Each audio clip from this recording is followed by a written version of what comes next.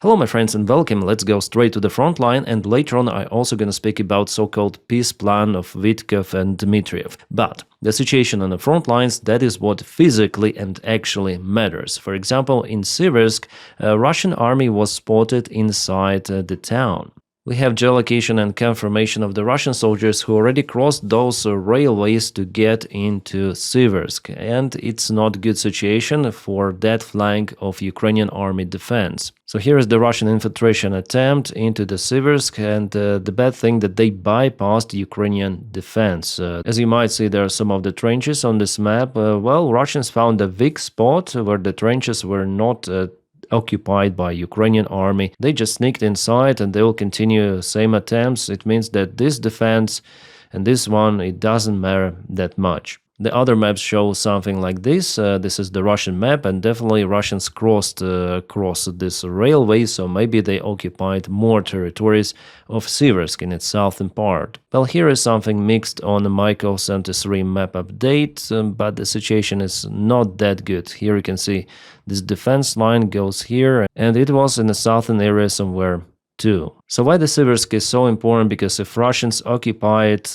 pretty much there is a free way for them to reach Kramatorsk and maybe even Sloviansk. The next defense line is over here, goes alongside this road E40, which is one of the main supply connections for Ukraine. For Sloviansk, for Kramatorsk, so we see the attempt of the Russian army after occupation of Siversk, and they already penetrated Ukrainian defense lines out there. They basically want to strike Sloviansk next and Kramatorsk also. Actually, they're looking for multiple of the points advancing from the south, and the fights are ongoing in Konstantinivka itself already. They're also looking to go to Zoloty Kolodets, the area where they broke through in August, but they still have those attempts, and we see how they burn their vehicles, continue to burn those, yes. For them, this direction is crucial because it all goes for this defense line of Ukraine. So potentially there could be three of the vectors, 1, 2, and 3.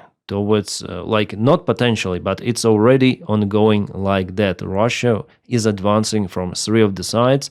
They also want to occupy Liman. Liman is over here, but because the bridges were cut and there is the big river, Russians are unable to cross it any longer with any sort of the vehicles.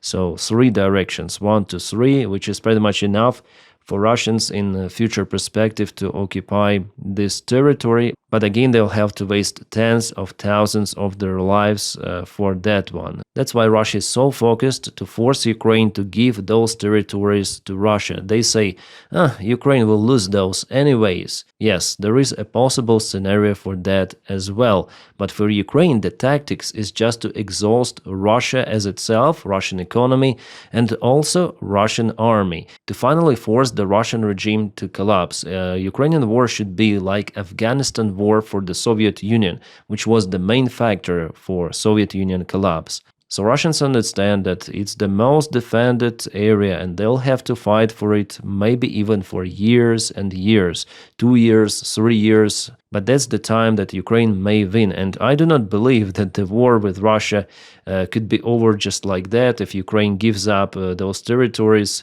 without any sort of the guarantees, and even with guarantees, like any sort of the paper where Russia puts its signature worth absolutely nothing. We already know it from Budapest Memorandum and from multiple of the agreements which were signed by Ukraine and Russia, where Russia recognized entire Ukrainian territory together with Crimea.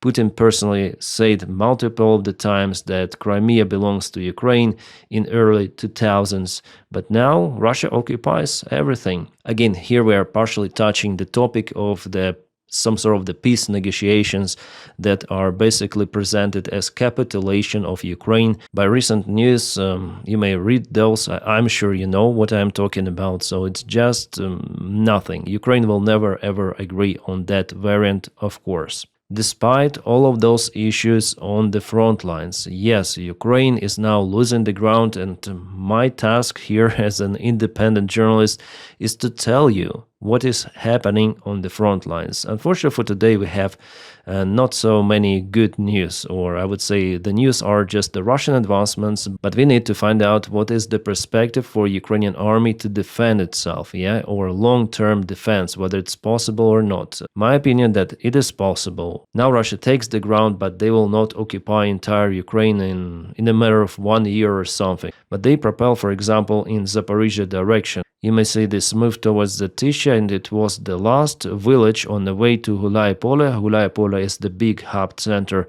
or at least it used to be for Ukrainian even army command of the local region. Well, I guess not any longer. Russians will try to collapse this pocket. There are two of the villages, Vysoke and Zeleny High. Well, let me go to the Google Earth. We have just a standard map because it's more optimal, to use on PC than the Institute for the Study of War. And they put different strange marks there, so this map is way better. Gray area also expanded to Zaporizhzhia village. It means that Russians already crossed this river, mainly, at least with infantry forces. But for them to get to Gulaya Pole, they need also to cross one more river of Haichur. The main cross point is this bridge, but there is also this one, two bridges. And here, well, maybe you can cross it here just with infantry forces. I see that it's some sort of the crossing. But the river itself, well, sometimes it's wide, sometimes it's not that wide. So Russians potentially, also one more crossing with infantry is possible here. Well, if Russians really want, they may find some of the areas to cross this river. After all, it's not that wide, especially over here.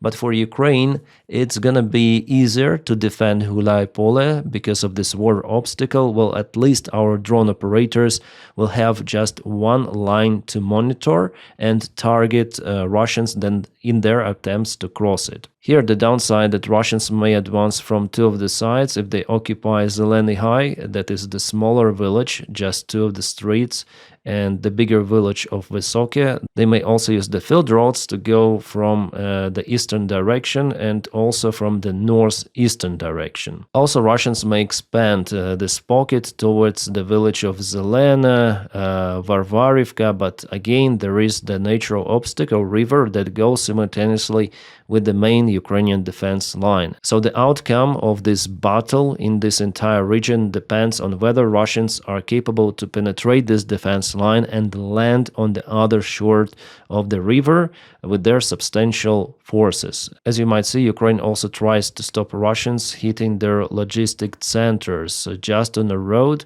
I think it was 3 days ago then this road was hit, collapsed, but Russians still may bypass it using field roads. So of course it will slow down their logistics, but not too much. In the northern area, everything stays the same. Russians went to High Village and also Danilivka. From those, they do not move, or there was no movement since a couple of days ago. I see that they mostly want to push towards Gulaya Pole. It's understandable because it's the biggest settlement, the main crossroad, and here is the good chance for them to cross the river, after all. The deep state also gives us that update of the Russian advancement yesterday and today. Kind of substantial movement, also gray zone expansion, and this pocket is clearly visible. Zeleny High and Chervona villages were liberated during the summer counteroffensive of Ukraine in 2023, but Russians will soon reoccupy those villages. Alright, now let's go to Pokrovsk-Mirnograd direction. You may see that Ukraine still controls Mirnograd, main part of it, also including central part. Ukrainian group was evacuated mainly from Sukhy Yar and Novopavlivka. Those are the good news, and the Russian army is pretty much exhausted in attempt to close this bottleneck for Ukrainian army, encircling Ukrainian forces completely. It is not happening. I heard that some of the Russian or pro-Russian channels saying that no, it's kind of profitable for Russia to keep this bottleneck open because Russia may use some of the drones here. The idea for Russians is to encircle Ukrainian army group, to show also to their propaganda, to show to all of the world, maybe even hundreds of Ukrainian troops, and how they are imprisoned by Russians. It would be a big reputational loss for Ukraine, for Ukrainian army, for Ukrainian command, of course. So that's the main thing for Russians, and they try to do it. But Ukraine, also with the help of the aviation strikes and with the help of the drones, is stopping Russia as hard as it can. But I understand the downside of this operation, that Ukrainian military command was waiting for such a long time, and for Ukrainian forces it's almost impossible to leave this area without losses. Well, that is what happened in Pokrovsk. Our guys repelled some of the Russian attack. Russians tried to use some of the vehicles together with infantry. Some of the Russian troops went to the local buildings, tried to hide, but our drone operators chased them out there. So Russians are still unable to apply the full control over Pokrovsk. Oh, by the way, we have some of the update from Novopavlivka. Russians tried to send one more wave, and actually they infiltrated into the same village. They even crossed this small river and were finally hit over here. Well, maybe those were the remains of the initial Russian forces that infiltrated into Novopavlivka, and here's just the compilation of the Ukrainian drone operation done on that facility and against Russian vehicles. The job to get rid of the Russian occupiers in Novopavlivka continues, but it is their failed attack attempt. That is what I see from perspective of those videos. This attack is too much far away from the Russian logistics, and even the attempt to send more vehicles, no, it didn't work for Russians, of course. So here we have one more vehicle that was kaboomed, or stopped at least. Alright, as for the front lines, I hope it is understandable. For today we have that kind of the situation. Now to the other news. Belarus, with the help of China, started the production of artillery shells, or the parts for artillery shells. Russian officials have reported about it. Those shells, you know where they will be supplied, obviously to the Russian army. Russia has just obtained one more supplier of the shells together with North Korea. Alright, the day before yesterday I've told you about Atacm's strike on Voronezh, and definitely Atacm's missile was found, and I got the comments that those missiles, they were not shut down, they just kaboom in the air, releasing clusters, and those clusters, they hit everything on the ground. Something like that. Well, judging from what I see, it didn't happen like that, because after all, you see the shrapnel, it is only possible if missile is shut down. Here we may also see the other part. Clearly, those are the traces from the air defense missiles. They release those kind of the shrapnel. Here we can see one more marking of missile. So I think that those, or at least this one and this one, maybe it's one or two, I don't know, those were definitely shut down. Yeah, of course, clusters were found as well, so I wouldn't say that this attack was successful or not successful. Maybe some of the Atacms hit the target, maybe not, we're not sure at this time. There is no confirmation that something was hit, for example, in a Russian military base Baltimore in Voronezh. Allegedly, that one was the target for Ukrainian Atacms. Oh, Ryazan Oblast, some sort of the local power station was kaboomed. Kind of the big one, actually. What happened there? Russia? Is everything okay? Can we help somehow? I don't know. It seems like Magyar helps you every day, but it's not enough. Like, what else can we do, yeah? Alright guys, now about this so-called peace plan for Ukraine created by Dmitriev and Witkoff. We have the report from Christopher Miller, who is a journalist of the Financial Times, a reporter, sorry. So he is familiar with that plan, and according to him, Ukraine army should cut in half, give also certain weapons back to allies, so you see demilitarization of Ukraine, give up Donbass, yeah, you may call it capitulation, and Zelensky displaced, it means displaced maybe, so Zelensky should resign. Yeah, somehow I'm not even surprised that Dmitriev liked this plan a lot. Meanwhile, Axios gives us lots of the other information. For example, Ukraine will give up Donbass as exchange for some sort of the guarantees, but it's not possible with Russia. Ukraine already signed the guarantees, giving up nukes. We know that it's all bullshit. Axios also said that there was the talk between Witkoff and Umerov. Umerov is the ex-defense minister of Ukraine. Now he is the secretary of the Ukrainian Defense Commission. So there was the talk between him and Witkoff, where Umerov agreed on some of the points, but Umerov is no one. He's by the way in this corruption scandal, so we don't know if whether he even comes back to Ukraine. Axios also says that Zelensky spoke with Umerov and didn't support the plan at all. That's why the meeting between Witkoff and Zelensky was cancelled.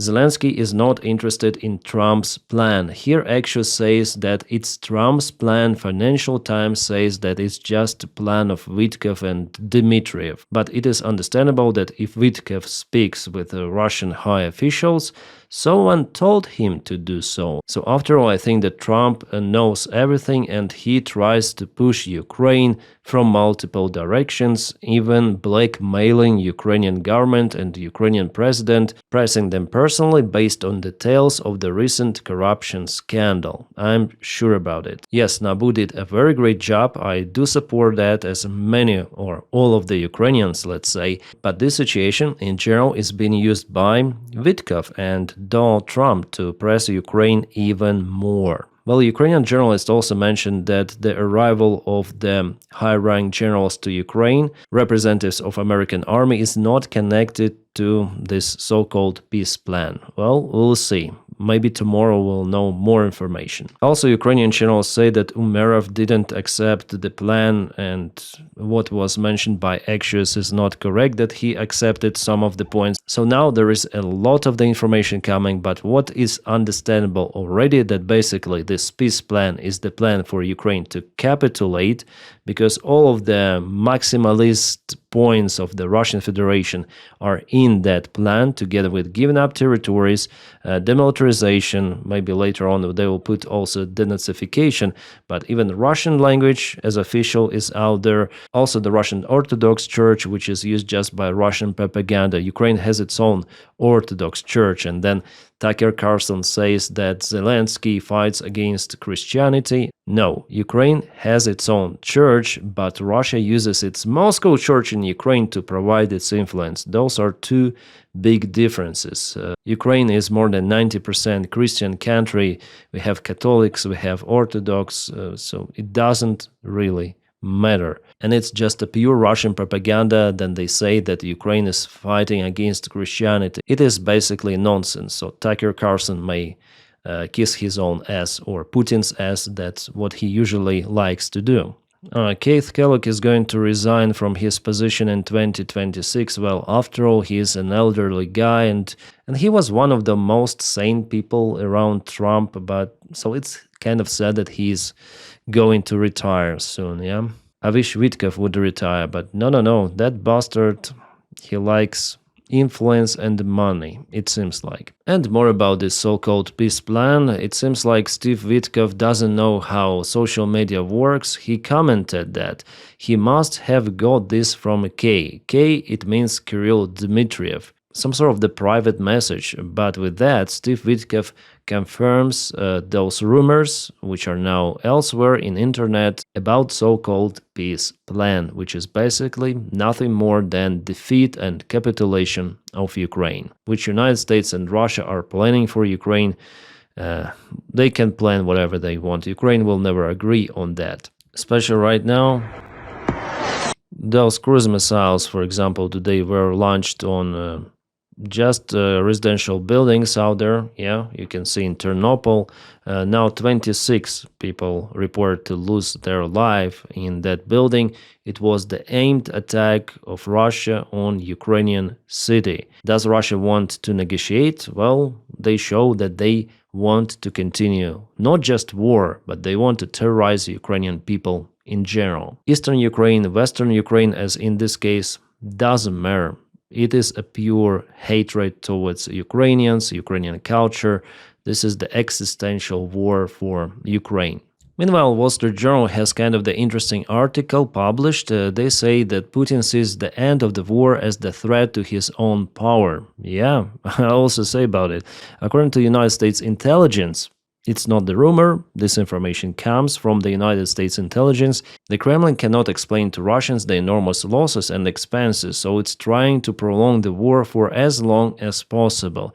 Any negotiations are a risk for Putin, like real negotiations. Putin will try to negotiate. For him, in parallel with the war, with negotiations is okay scenario. That's what he says openly. We're gonna negotiate with so-called Ukrainian regime and continue the special military operation until we reach the goals of the special military operation. Economist Andreas argues that Russia is no longer trying to win. A long war benefits it. If the war ends, 2 million veterans, including convicts and mobilized prisoners, promised freedom will return home, and all of them will ask one question: what was this for? The Kremlin has no convincing answer. Historian Mark Galotti adds that Putin is trapped between fear and uncertainty, and Trump's proposed peace initiatives only increase the pressure on him.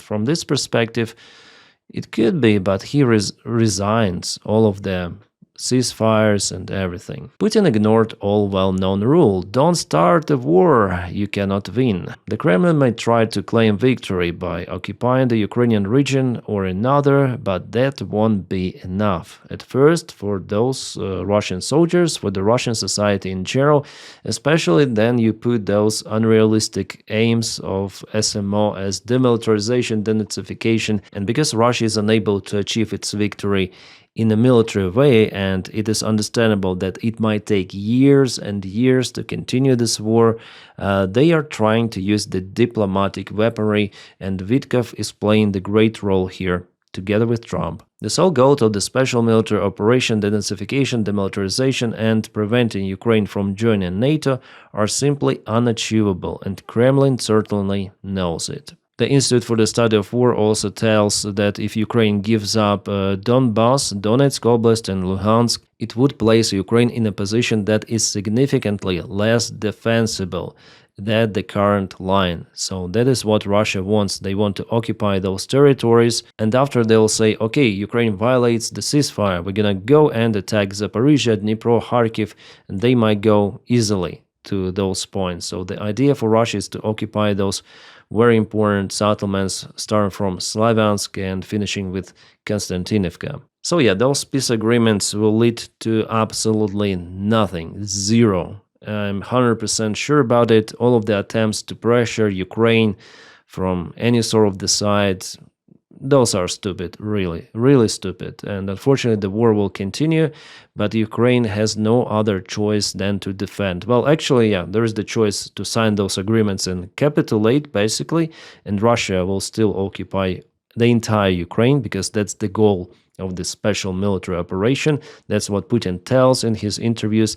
that Ukraine doesn't exist in his head, but he applies it to real life, that all of the Ukrainian identity should be erased. That is what they're doing on occupied territories. So for sure, we're going to face the long, long war, which might last for many years. That's my prediction based on facts, if there are no any sort of the black swans, as for example, Prigozhin.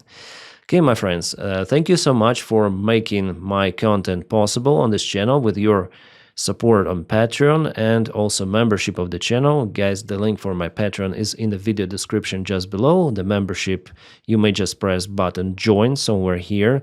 If you cannot support me or not willing to support me in that way, no worries, you may just press your like to this video and subscribe for the channel. That's how you propel video in YouTube algorithms, which is very important also for my job.